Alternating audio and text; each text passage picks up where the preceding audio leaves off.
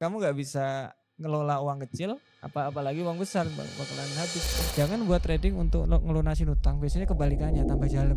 Punya satu pengalaman, contoh ada pengalaman yang pahit banget di trading waktu naikin resiko, waktu full margin atau apa. Nah itu apa ya, ingat. Ya, halo. Halo Pak, dengan siapa, di mana? Saya Kikin dari Cikarang. Kikin Iya. dari Cikarang. Oke, menarik. Sehari-harinya Pak? Saya ini karyawan biasa di perusahaan powder drink. Iya, swasta. Oke. Udah trading berapa lama? Sekitar 6 bulan. Oh, bentar sekali Pak, itu bukan Oke. Di forex, kripto atau Di forex? Emas mungkin? Enggak, forex. Iya. Sebelumnya major pair, tapi pindah SAU. Mulai kapan itu? Mulai 2 bulanan lah. Kenapa? Karena waktu terbatas. Cuma ada 2 jam. Oh, berarti ini mungkin scalping ya? Atau swing? Scalping. Pakai? Nah, menurut Mas Tama itu, kan sekarang saya fokus di M5 SAU. Menurut Mas Tama, scalping di time frame kecil seperti itu bisa jangka panjang atau sebaiknya tetap dikombinasikan dengan time frame besar agar lebih stabil? Oke, itu pakai strategi apa Pak? Saya pakai momentum. Ngori orang-orang ini. Oke, momentum candle. Oke, M5 ya. M5 Yeah. 2 jam tersebut selalu ada tak Pak? Enggak selalu ada loh. Enggak, emang enggak selalu ada. Agak susah sih. Tapi 2 jam di sini full di depan komputer atau gimana? Saya pasang alert di MT5. Oh, bisa. Maksudnya alat pergerakan signifikan kita ngomongnya. Indikator trading view saya ubah ke MT5. Oke. Lah, itu pakai alert. Jadi setiap ada momen tuh ada alert. Kalau lagi bagus saya entry, kalau nggak bagus saya nggak entry.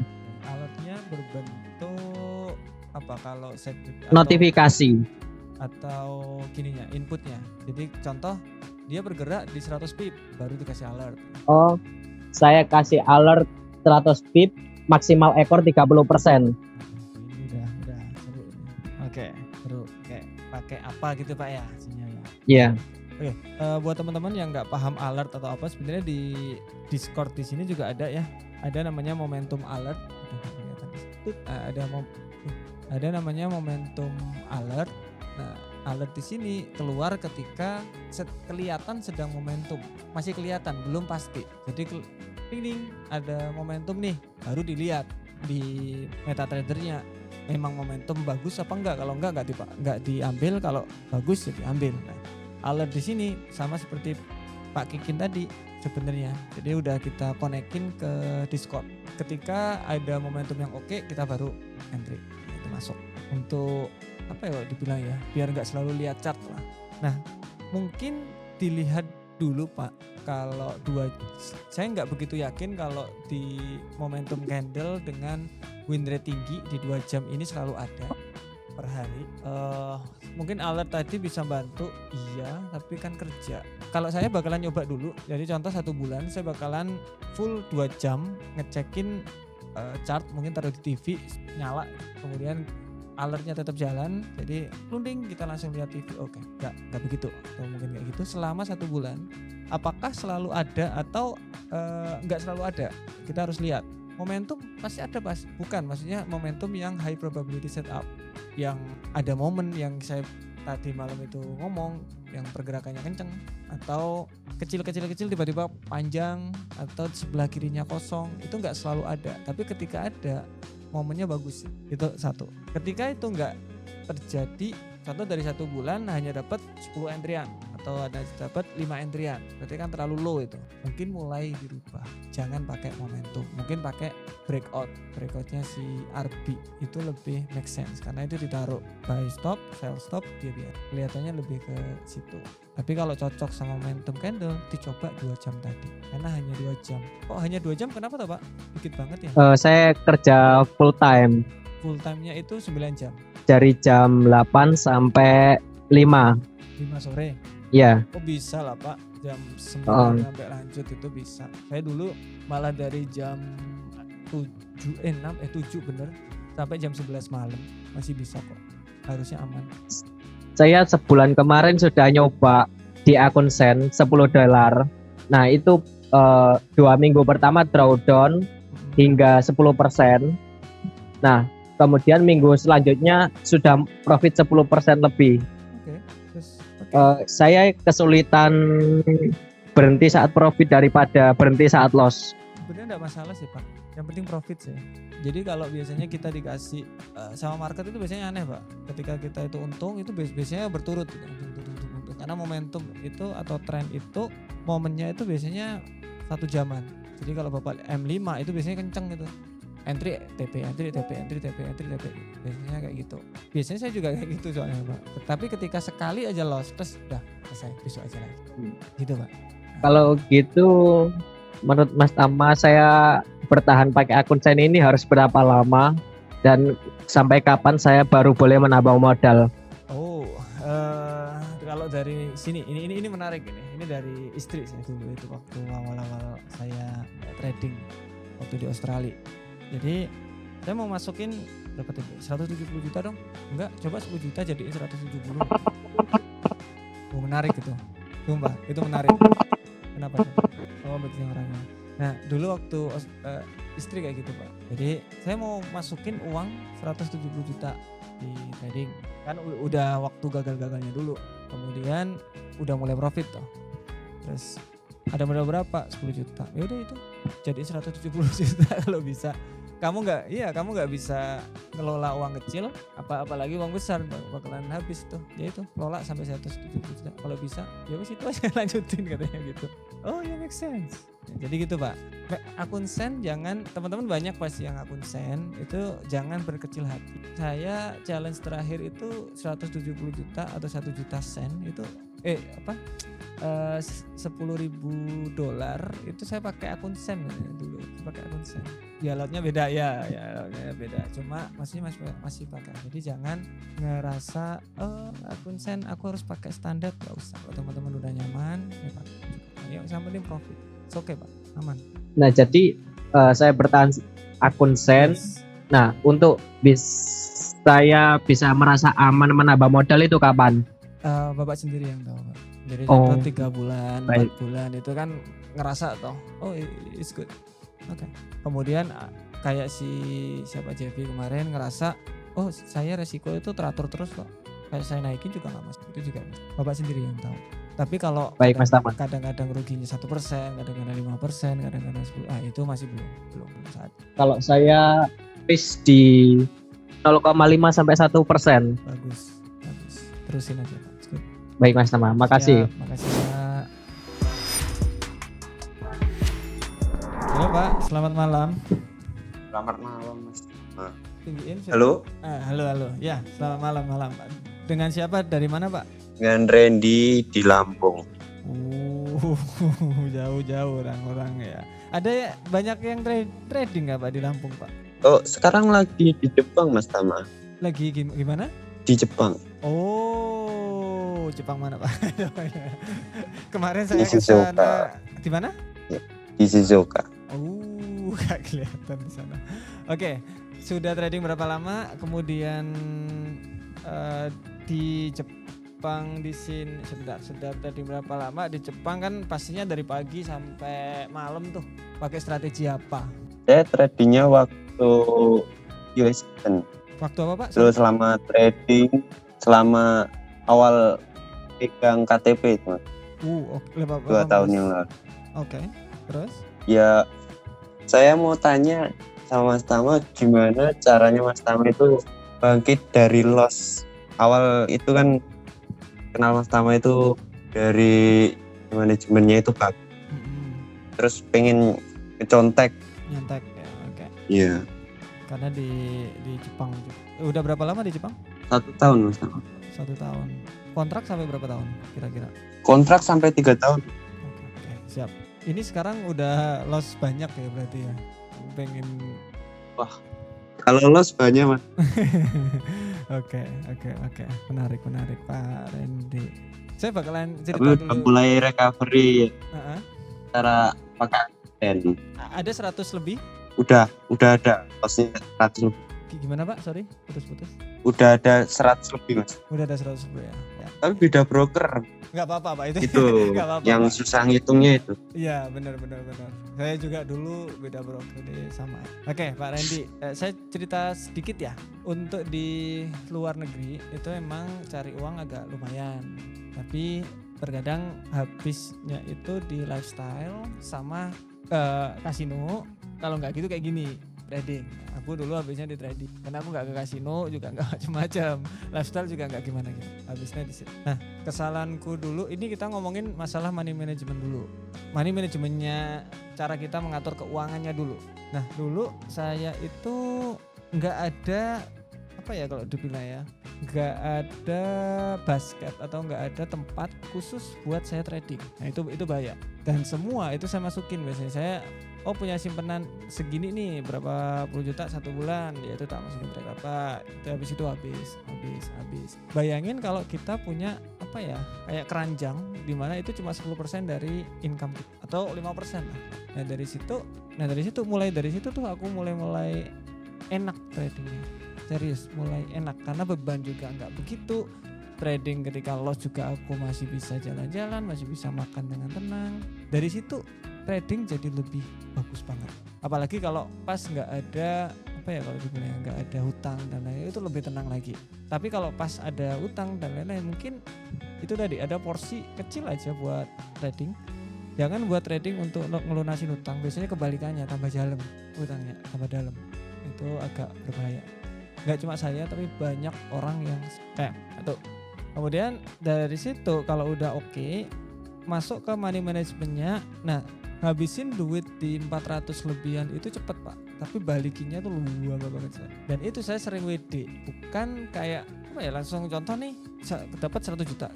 Nah di situ baru saya WD, enggak Pak. Dulu itu setiap apa ya sering banget saya, hampir setiap minggu, setiap hari itu WD. Biar apa? Ya apa ya? Biar kita ngerasa aku profitable kok, tak ambil terus brokernya tutup nggak peduli saya.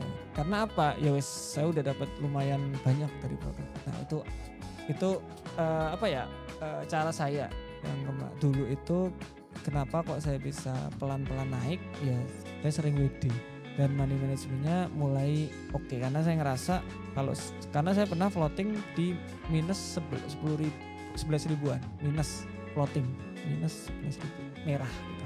Sekarang mah biasa gitu. Dulu lo bayangin dulu anjay aku ngeliat di sini terus gitu tiba-tiba nggak bisa tidur, bangun nol.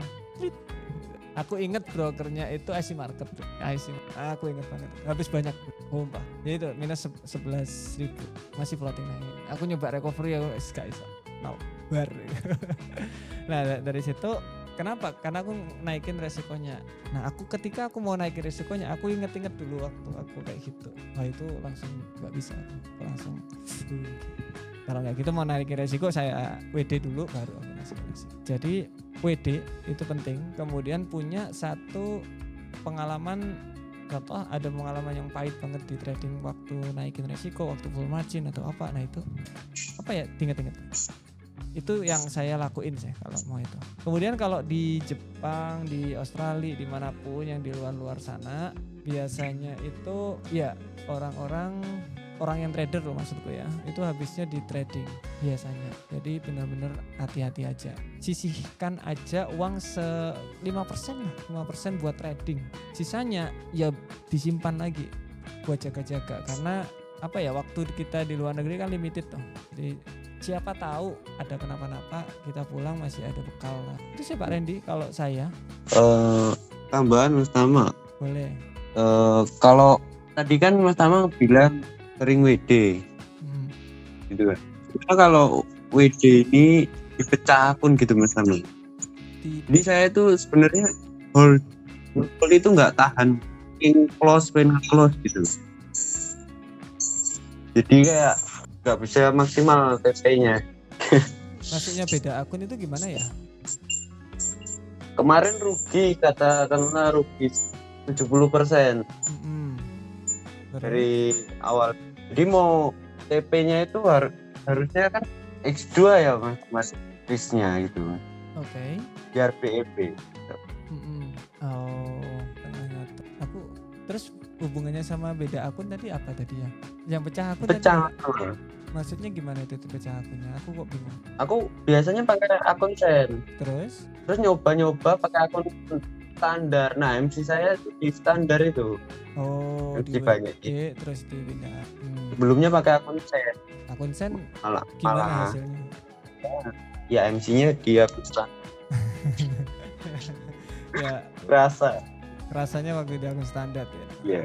Pindah akun sebenarnya nggak masalah. Jadi ada cerita sih, teman kemarin waktu kesini dia pakai akun Sen ada beberapa, nggak cuma 1, 5 namanya. Banyak yang bilang aku pakai akun Sen profit standar loss terus ya ini. Ya ini sama.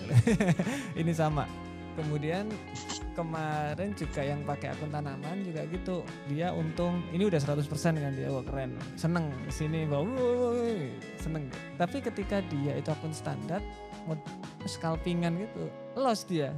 Jadi apa ya nggak apa-apa kan, itu cuma 200.000 kok, tapi uangku yang di akun Sen ini gede, dia ada berapa ini cuma 170 kan, tapi yang di sini cuma 200.000, jadi nggak peduli dia cuma cari dopaminnya.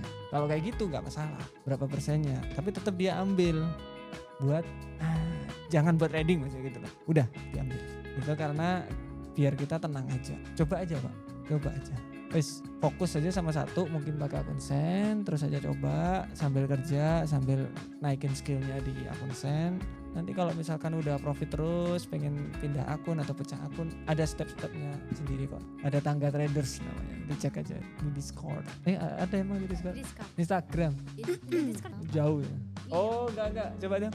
Walah, ada kok tapi Pak, loh. Jir, mana hilang lagi? Enggak ada Ji. Ada, mama kok yang Ji. ada ini loh. Nah, buat teman-teman juga sama ya. Teman-teman coba fullin dong, Cak. Nah, teman-teman juga yang lain juga pastiin ada. Kenapa saya bikin kayak gini supaya punya roadmap lah mau kemana gitu. Roadmap mau kemana, karena orang-orang ini sekarang edukasinya ngawur-ngawur ya. full margin. Gila, bener itu gila. Nah mungkin mulai ke survival mode, tidak margin call selama 6 bulan. Yes. Pasti ada para trader itu yang ini sering margin call, keuangannya goyah dan lain-lain karena trading, itu pasti ada. Coba mulai dari tahap 1 dulu, tidak margin call selama 6 bulan. Sudah selesai, naik ke. Jadi nggak margin call. Yang kedua itu setidaknya modalnya itu nggak berkurang. Gak usah profit nggak apa-apa, naik turun nggak apa-apa. Kemudian yang ketiga baru tuh profit 3 bulan berturut-turut. 4 scale up mode, profit konsisten 5-10% per bulan. Nah kalau mau trading for living baru bisa tuh setelah mulai dari tahap 1. Oke, thank you Pak Randy, sorry kelamaan ini. Baik, terima kasih. Terima kasih Pak Randy. Oke, halo, selamat malam Pak. Halo Pak, malam. Maaf Pak. Aman Pak. Dari mana Pak? Dengan siapa? Aslinya dari Makassar. Dengan siapa? Tapi sekarang lagi di Jerman. Di mana? Di Jerman. Oh, dengan siapa namanya nih Pak? Dengan Yusril Mas. Oh Pak Yusril. Udah trading berapa lama? Pakai apa? Udah dari 2 tahun yang lalu udah kenal tahun trading. Oke, terus? Tapi belum fokus Mas. Oke, karena di Jerman kerja juga toh? Iya, kerja juga. Saya Ausbildung. Apa itu? Kayak pendidikan vokasi di Jerman. Oh. Saya kerja terus saya ke sekolah juga, kayak sekolah pendidikan forensik gitu. Menarik. Sekolah sambil kerja gitu ya. Boleh. Silakan kalau ada yang mau di-sharing Pak. Iya, saya ada beberapa pertanyaan Mas sebenarnya. Boleh. Yang pertama itu saya kan sekarang udah open akun Sen-nya. Oke. 3 bulan yang lalu. Oke. Nama brokernya tuh Just Market. Oke. Di-spill dong. Ya. Oke. Ya, di-spill soalnya nanti saya punya pertanyaan tentang ini. Boleh. Terus? Itu kan sengaja ya Mas ya. Saya pakai broker ini soalnya kalau saya di Jerman nanti bayarnya tax 25% dari penghasilan atau dari profit saya sendiri. Jadi saya pakai data-data Indonesia buat Oke. daftar di broker ini. Oke, ngakali pajak ya. Iya, soalnya bahaya banget Mas. Oke, terus Bukan bahaya sih sebenarnya, lebih ke nggak dapat profit malah nanti. habis buat itu. Oke. Tapi Iya, kayaknya. kalau rugi bisa klaim nggak? Rugi bisa klaim, nggak bisa Mas. Buat ini maksudnya buat ngurangin pajak di Jerman. Oke, kita cuman bayar pajak kalau misalkan kita profit. Kalau kita nggak profit ya nggak bayar apa-apa. Enggak, biasanya kalau di negara luar itu bisa ketika kita rugi gitu ya di trading selama 1 tahun, nanti balance apa sih namanya statementnya itu dikirimin buat ngurangin pajak itu bisa berapa persen gitu. Buat ngurangin. Saya belum dengar itu sih Mas. Boleh. Terus? Kalau misalkan saya pakai broker ini buat jangka panjang, aman nggak Mas? Soalnya kan data saya kan pakai Indonesia ya. Oke. Jadinya offshore nggak sih Bapak pengamanannya jadi? Benar. Kenapa nggak pakai broker Indo coba? Kenapa nggak pakai broker Indo ya? Nah. Soalnya nggak tahu Mas, yang bisa buka Oh, sen ya. akun sen kan nggak ada. Gak iso. Ya nggak ada Pak, nggak ada. Sorry. Terus. Sorry. Bener juga. Nah itu Mas. Oke. Terus apa lagi? Pertanyaan kedua tuh soal spread. Spread. Iya spread, sorry. Oke. Kalau misalkan spread tinggi ya Mas. Oke. Terus apa ya? Saya tunggu kalau misalkan saya udah punya plannya. Entry per hari itu 5 sampai maksimal 10 kali lah. Di RR-nya 1/2 atau maksimal 1/4. Oke, 1/2 maksimal 1/2. Besar sekali. Oke. Iya. Terus. Iya. Nah pertanyaannya nih Mas, kalau misalkan saya target profitnya maksimal, enggak maksimal sih antara 5 sampai 15% per bulan, dapat gak tuh ya kalau misalnya saya tunggu spreadnya rendah terus masuk market entry? Oke. Strateginya pakai apa? Gimana Mas? Sorry. Strateginya pakai apa, Pak? Momentum Mas. Terus cuman pakai Fibonacci, terus di M30 Oh, intraday lah. Tapi momentum candle. Iya, momentum candle juga. Exa auto. Enggak, semuanya Mas. Oh, semuanya. Oke. Cari yang spread rendahnya doang. Kalau misalkan spreadnya 30 saya nggak masuk. Maksimal 15. Oke. Untuk so far selama 3 bulan ini gimana hasilnya? Bulan pertama minus, bulan kedua plus 5%, bulan ketiga tuh minus 2%. Oke. Ini bulan keempat berarti ya? Iya, bulan keempat Mas, benar. Oke. Ada lagi Pak sebelum saya itu? Apalagi ya kemarin? Sudah. berarti sudah kalau itu. Oke Pak. Iya, itu doang Oke, sih Mas. Pak Yusril, Makasih banyak sebelumnya Mas. Siap, sama-sama Pak Yus. Aku dulu tuh pagi sekolah, sore sampai malam kerja. Kalau enggak sekolah, ya pagi sampai malam aku kerja. Tetap aja kerja. Jadi berangkat jam berapa ya? Jam 7 kalau enggak jam 6 aku. Pulang jam 12 malam. Bangun jam 5 pagi. Jadi tidur 5 jam lah. Itu tidur lah. Bangun tidur. Dengan robot gitu ya? Gitu. Kalau kayak gitu biasanya pagi kerja, siang sekolah, kan jadwalnya macam-macam tuh. Tapi tetap aja ya, pokoknya di rumah itu ya jam 5, kemudian keluar rumah sampai rumah lagi jam 12. Sebelum ada si istri. Setelah ada istri agak slow living saya. Slow living. Nah, menarik. Open send udah 3 bulan just market. Jangka panjang bagus apa tidak? Oke, jangka panjang. Just market ini agak lama ini. Aku tahu agak lumayan lama ini. Lama ini. Ngontak saya kalau kelihatan semua broker ngontak ya. Pas zaman di kita dulu ngontak. Oh. Ngontak. Enggak, berarti tiap saat ngontak orang-orang ini. Ya, syukurlah. Ngontak-ngontak berarti silaturahmi kan kata orang-orang. Kalau dilihat banyak sekali. Kalau teman-teman bingung, sekarang ada AI. Oke, sekarang ada AI. Jadi contohnya, tolong cek broker just market. Saya lagi di Jerman tapi orang Indonesia. Itu teman-teman bisa, atau biarin dia itu ngecek Chrome-nya teman-teman. Jadi dia pasti ngecek ini. Jadi dia capture, kemudian dicari untuk ini tuh bener apa enggak, itu bisa dia. Bertindak layaknya agent. Iya, itu dia agent. Jadi tolong cek, ini kan masih tahap awal tuh, dia ngecek dulu. Kemudian oke, cek apakah ininya bener apa enggak. Apanya namanya ini? Regulasinya bener apa enggak. Cek sekalian di website yang tertera. Terus dia nyari, nanti dikasih langsung. Nah, kalau masalah bagus apa enggak ini lumayan lama brokernya. Jadi kelihatannya oke-oke aja, udah lama. Tapi kelemahan di broker luar itu kalau kita masuk ke broker luar, teman-teman masih masuk ke yang broker offshore-nya atau regulasi offshore namanya. Mana ya offshore-nya dia itu masuk ke global. Jadi teman-teman masuk ke regulasi yang global. Di mana regulasi global di sini pasti lebih lebih gampang dimanipulasi sama market pasti. Makanya ada spread sampai selebar gajah. Itu kenapa? Dia regulasinya agak longgar, makanya di situ. Tapi kalau pakai akun sen tadi panjang, jaraknya itu lumayan resikonya kecil, harusnya masih oke, apalagi di Jerman tuh harusnya masih sangat oke. Tapi balik lagi, saya bilang kenapa nggak pakai broker Indo? Katanya broker Indo nggak ada sen, ya bener, masuk akal, make sense. Oke. Tapi balik lagi, nggak ada rekomendasi ya. Dari sini saya lihat jangan banyak-banyak berarti masukinnya. Kalau udah banyak pastiin orang-orang itu tahu. Jadi kalau saya di Australia dulu itu saya pernah ke SC Market, pernah ke Baranggaru lantai berapa ya itu ya, Baranggaru broker Sydney, aku lupa CMC atau CMC Market apa ya Di Australia.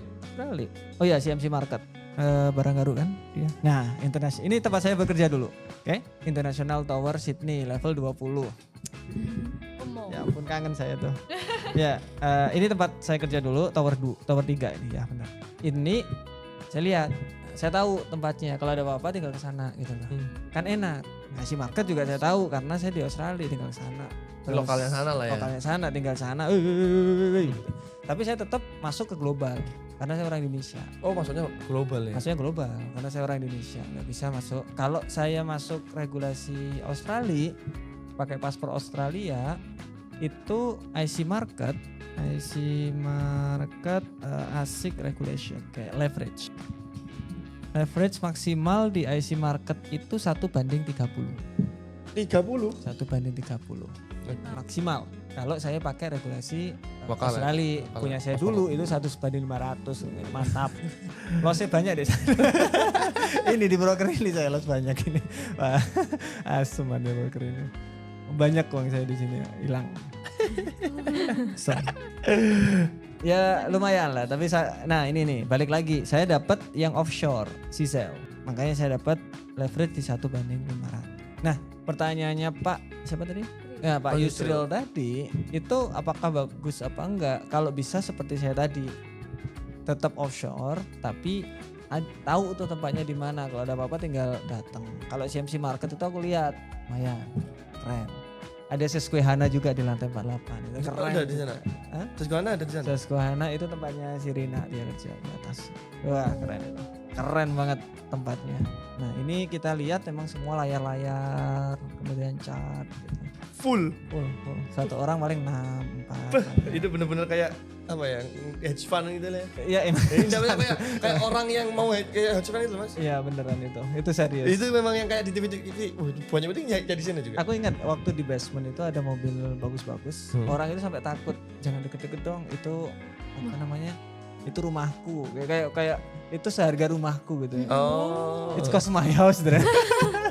Mobilnya bahaya tuh. Asem mana. Ya itu, aku kira bakalan orang-orang Susquehanna ataupun sih. Keren. Nah, balik lagi pertanyaannya, sorry. Masalah pajak. Pajak itu ini bakalan terkena berarti pajak Indonesia nanti waktu dikirim ke Indonesia. Ada kok obrolan saya sama orang pajak, dilihat aja Pak Yusril. Nah, biasanya di luar itu seingat saya itu ada, kalau kita pakai broker luar juga loh ya. Contoh saya orang Australia, saya pakai regulasi ASIC, itu lossnya kita bisa ke cover buat ngurangi pajak kalau di Australia. Nggak tahu di Jerman seperti apa, tapi bisa. Oke. Jadi saran saya cari yang broker seperti itu. Kalau Just Market bagus apa enggak? Apakah Bapak tahu di mana tempatnya? Kalau nggak ada, contoh simple, websitenya hilang, terus Bapak gimana? Websitenya aja sih, nggak usah bingung. Websitenya hilang.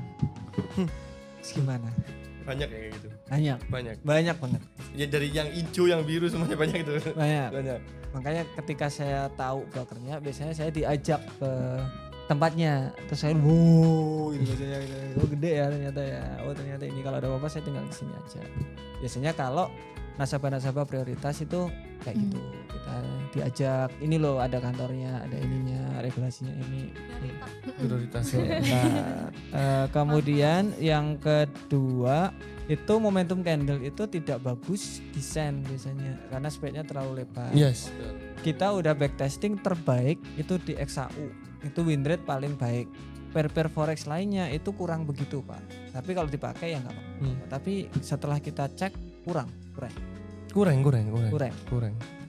Mending pakai akun standar tapi cari spread yang kecil, lotnya paling kecil. Itu lebih make sense daripada akun standar karena spreadnya terlalu lebar, kurang cocok kok. Kalau mau paling ya momentum candle H1 tapi itu berbanget anjir. enggak, tetap kalau memang momentum aku bakalan nyaranin akun biasa, akun pro. Atau ACN ya, yang spreadnya tipis-tipis. Aku bakalan Zero ya. saranin. Zero juga bisa. Pokoknya yang spreadnya kecil-kecil itu aku suka banget.